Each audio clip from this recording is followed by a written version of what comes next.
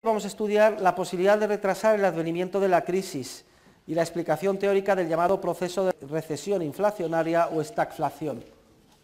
Cuando se inician los procesos de expansión crediticia artificial por el sistema bancario con reserva fraccionaria y da lugar a su burbuja correspondiente, después de un periodo de tiempo, mayor o menor, saltan las alarmas y empiezan a desencadenarse los 6 efectos vistos que pone fin al proceso de euforia en forma de crisis financiera y luego con una profunda recesión económica. Lo que sucede es que en muchas ocasiones, cuando vienen los primeros avisos en forma de subida en el precio de los factores de producción, materias primas, bienes de consumo, etcétera, políticamente se considera que no es admisible que haya una crisis, no pueden ir las cosas más.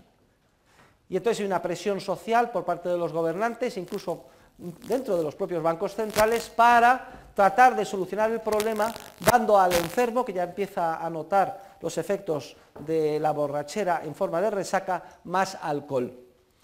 Luego, en muchas ocasiones, históricamente se actúa al menor indicio de que se va a desplomar todo el proceso de expansión crediticia artificial, inyectando dosis ulteriores, adicionales y además a un ritmo progresivamente creciente de expansión crediticia. Y efectivamente, es posible retrasar el advenimiento de la crisis mediante esta política.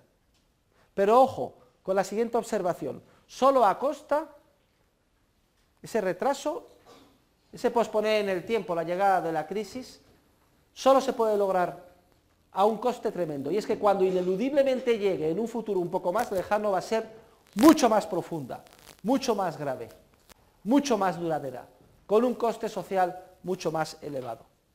Porque el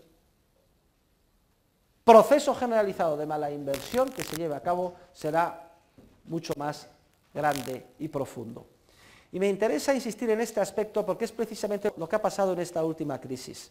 La última década del siglo pasado hubo un proceso tremendo de expansión crediticia, fueron los años felices de la era de Clinton, que ineludiblemente distorsionó la estructura productiva en forma de generalizadas malas inversiones en todo el mundo. Se pusieron de manifiesto a partir del año 2000, comienzo del año 2001, en el que se desencadenaron todos los efectos vistos y comenzó un proceso de crisis financiera y recesión económica. En circunstancias normales, hubiera sido en ese momento cuando hubiéramos tenido que afrontar el saneamiento de todos los errores cometidos en la década anterior. Pero hubo un accidente histórico que dio al traste con todo el proceso de saneamiento. Fue el ataque terrorista al World Trade Center en septiembre del año 2001. A partir de entonces, las autoridades políticas del mundo y también monetarias decidieron que en esas circunstancias no se podía permitir a Estados Unidos una recesión económica.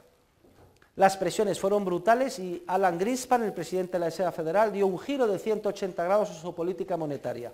Y los tipos de interés, que habían subido al 6%, en pocos días fueron rebajados al 1%.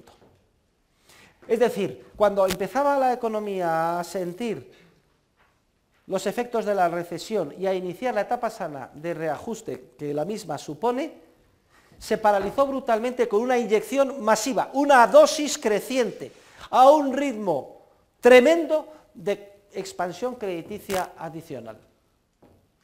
Y esto pospuso todos los reajustes que había que haber llevado a cabo en ese periodo. Sobre las malas inversiones generalizadas acumuladas a lo largo de la década última del siglo XX, de los años 90, se empezaron a solapar con carácter creciente y de manera sistemática nuevas malas inversiones generalizadas financiadas con expansión crediticia inyectada a un ritmo muy rápido en el sistema a partir del año 2001. Se logró posponer la crisis y la recesión.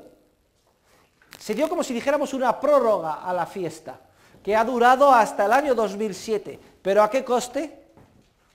Al coste de que a partir de 2007 no importa ya lo que se ha inyectado de expansión crediticia, el organismo económico ha desencadenado los 6 efectos que hemos visto y con ello la crisis financiera y la recesión económica más grave que ha asolado al mundo desde la Gran Depresión.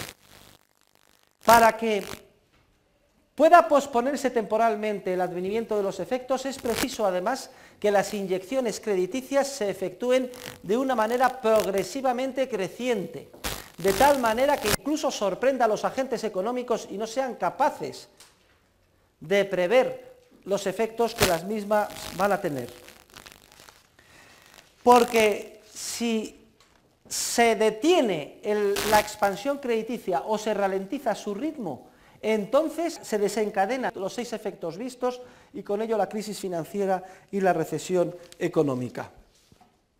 Y aunque no se detenga o ralentice el proceso de expansión crediticia, aunque se mantenga el crecimiento de una manera estable en la medida en que sea previsto por los agentes económicos, también se desencadenan los 6 efectos.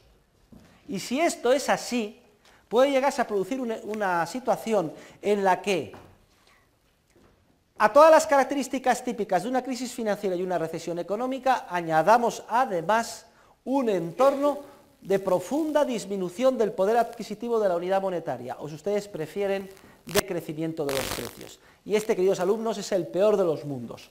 El peor de los mundos es un mundo en el que tengamos una profunda crisis financiera y una gran recesión económica, con altos volúmenes de desempleo, como ahora, pero además y con carácter adicional, y eso ahora no sucede, una tremenda inflación, un gran crecimiento de los precios, o si ustedes prefieren, una disminución del poder adquisitivo de la unidad monetaria muy profunda. A esta combinación de una recesión económica con inflación es lo que en inglés se llama de stagnation, es decir, de estancamiento, y inflation, inflación, es decir, stagflation, que en español vamos a denominar recesión inflacionaria. Hoy estamos en una profunda recesión, pero afortunadamente estamos en el euro y no es una recesión inflacionaria, que sí que es el peor de los mundos y en la que podríamos caer si se intentara ahora salir de la crisis con una inyección brutal y progresivamente creciente de nueva expansión crediticia.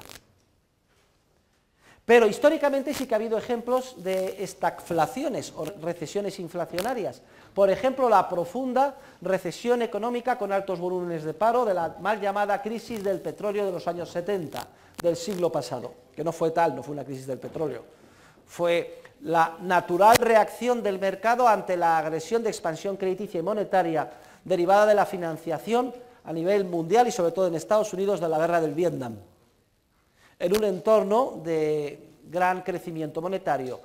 Yo era pequeño, pero lo seguí de cerca, ya empezaba a ser adolescente. Y fue una etapa de profunda recesión económica con altas cotas de inflación. Recesión inflacionaria que además no cabía en el esquema conceptual de los macroeconomistas en general y de los keynesianos en particular, y que en gran medida dio al traste con toda la caja de herramientas conceptual keynesiana.